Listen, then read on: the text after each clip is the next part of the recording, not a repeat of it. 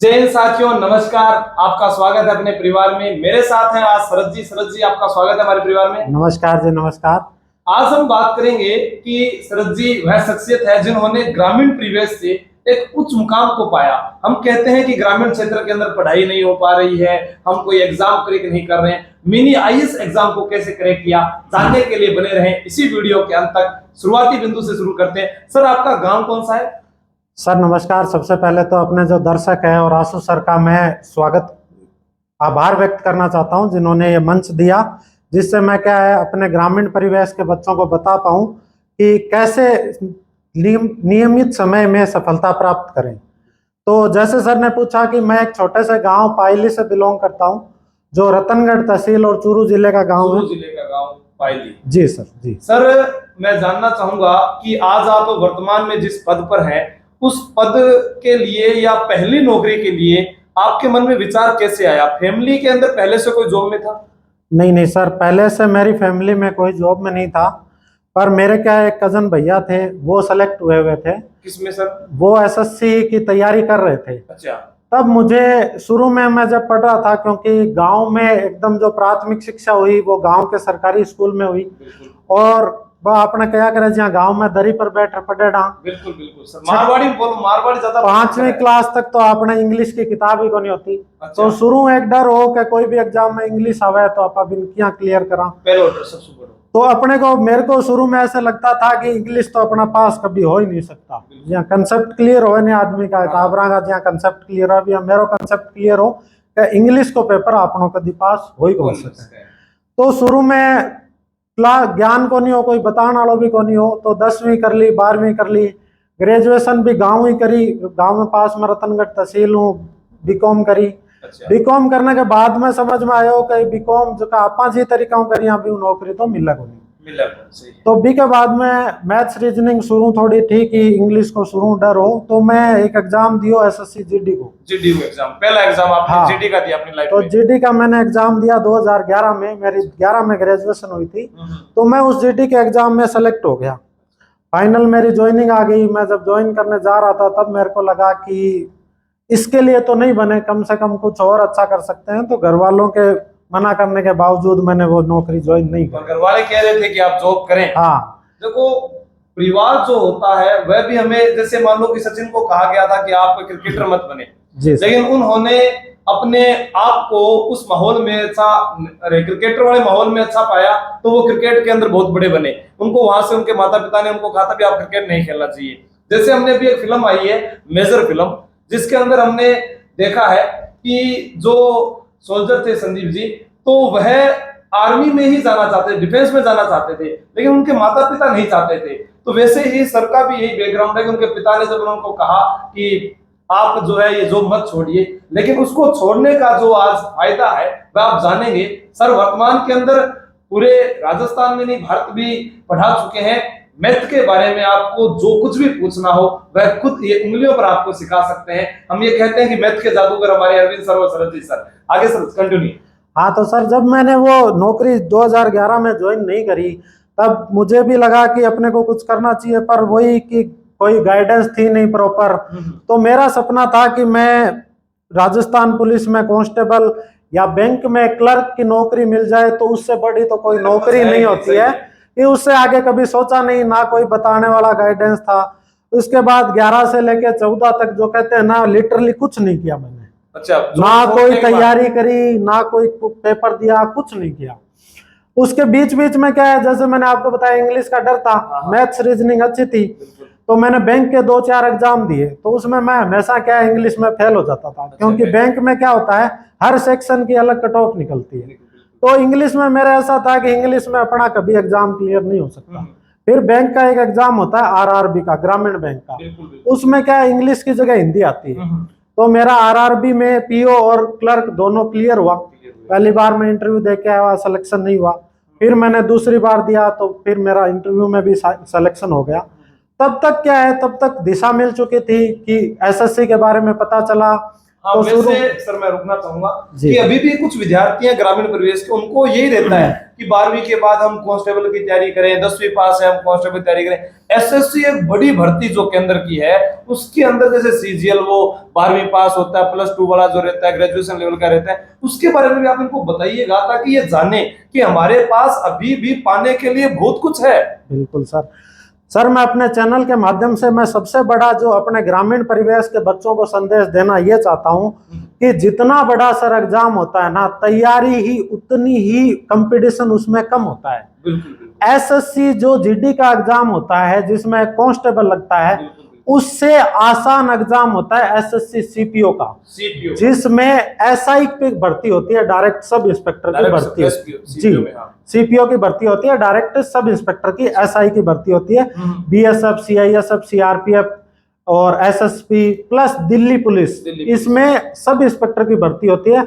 और एक जो कांस्टेबल जीडी का सेलेक्ट हुआ लड़का कम से कम 20 साल बाद एसआई बनता है, और वो डायरेक्ट उससे बन सकता है। और उसमें कंपटीशन कम है। कम इसलिए है क्योंकि जो शहरी परिवेश के बच्चे होते हैं वो सीपीओ में सेलेक्ट होंगे और साथ में सीजीएल में भी होंगे, तो वो सीजीएल में चले जाते हैं।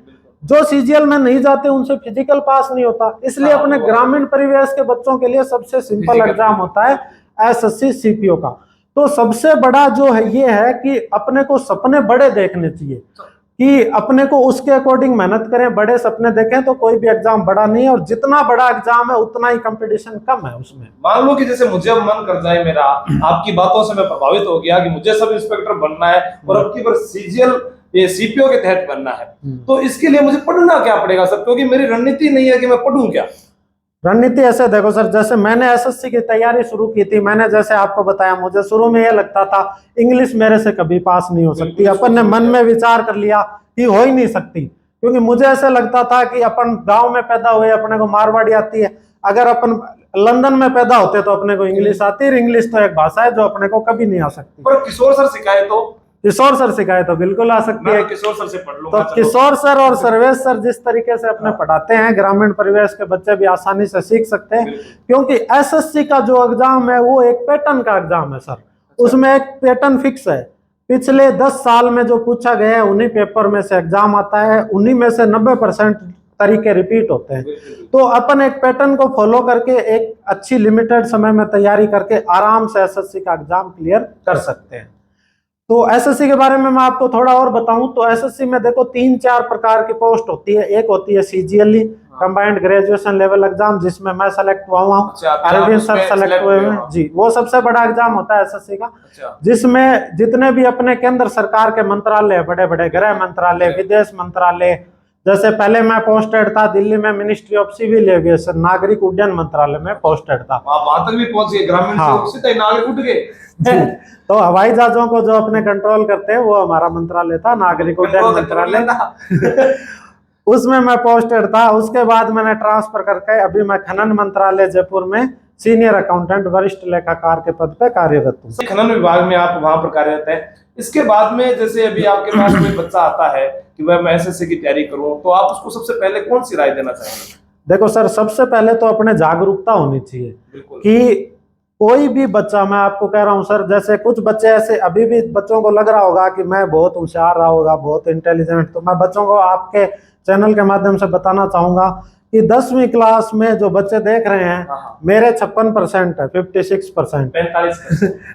तो सर के किस्मत से निकल गए। बाकी जितने दर्शक देख रहे होंगे 90% लोगों के इससे ज्यादा ही होंगे।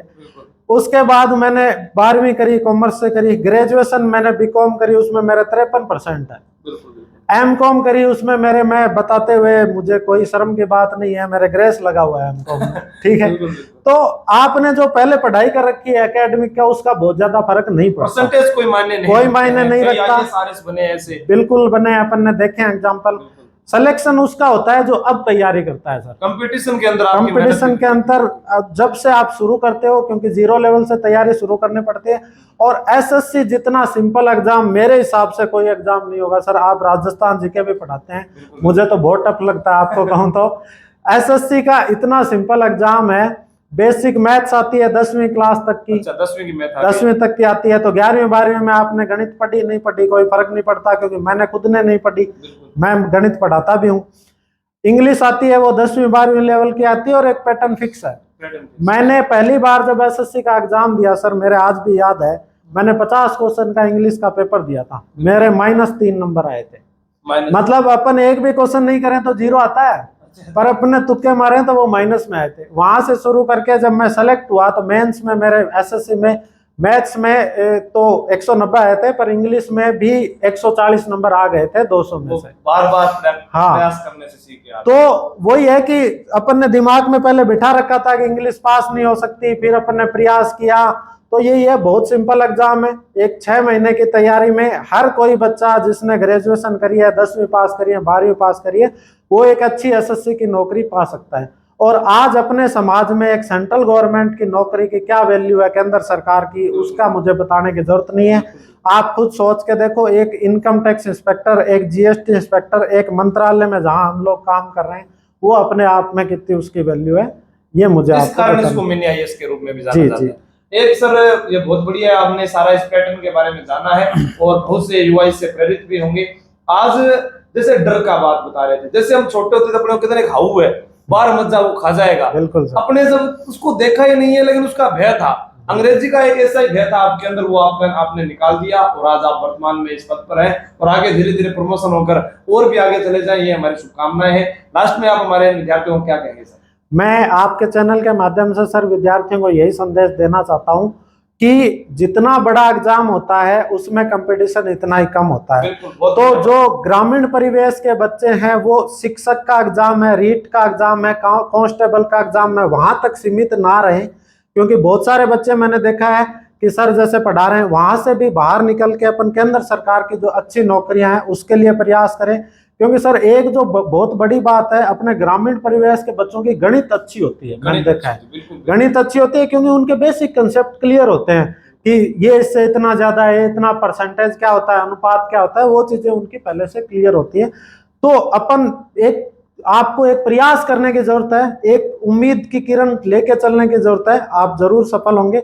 इसके अलावा आपको कभी भी कोई भी किसी भी प्रकार की सहायता की जरूरत हो तो आप सर के माध्यम से मेरे से संपर्क कर सकते हैं। हम एक ही कभी भी आकर आप मिले। जी, जय हिंद, जय भारत, बेस्ट ऑफ लक। जय हिंद साथियों, थैंक यू।